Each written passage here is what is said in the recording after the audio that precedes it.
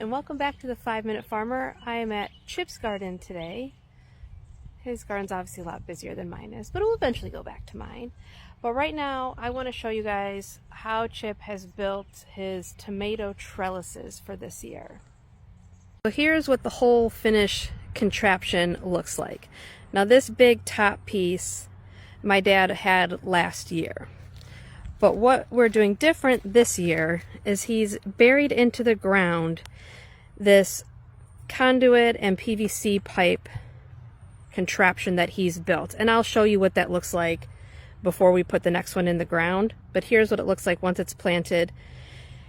This is just 1/2-inch electrical conduit because it's inexpensive. Underneath here is PVC pipe. Then we have the PVC pipe fittings to hold the rod in place. And then the end caps are just twisted on, they're not glued on, so we can take it apart at the end of the season. So why we are setting this up is last year we tried to use a stake similar to this at the bottom. But because the soil is so loose, the plants kept pulling the stake out. So then we got much longer ones, but again we were having the same problem. The tomato plants just kept pulling these up, and out. So that's why we have this buried, and then we have an S-hook here at the bottom. The string runs up. This knot won't be here. I just wanted to make sure you could see the string. And then there's an S-hook at the top, and there'll be multiple of these across for the tomatoes to grow up.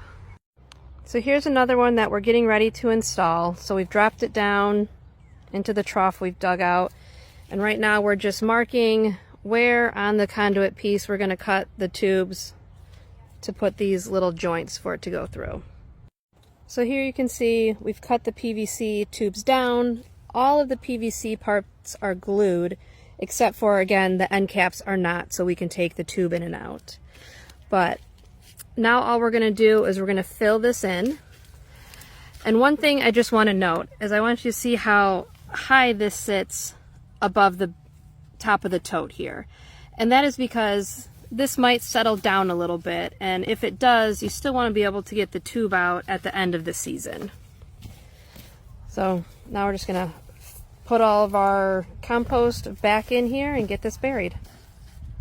Okay, so we've got the second one in, and we just want to show you real quick how even this thing moves a bit in the soil. So you can just see how loose our compost soil is.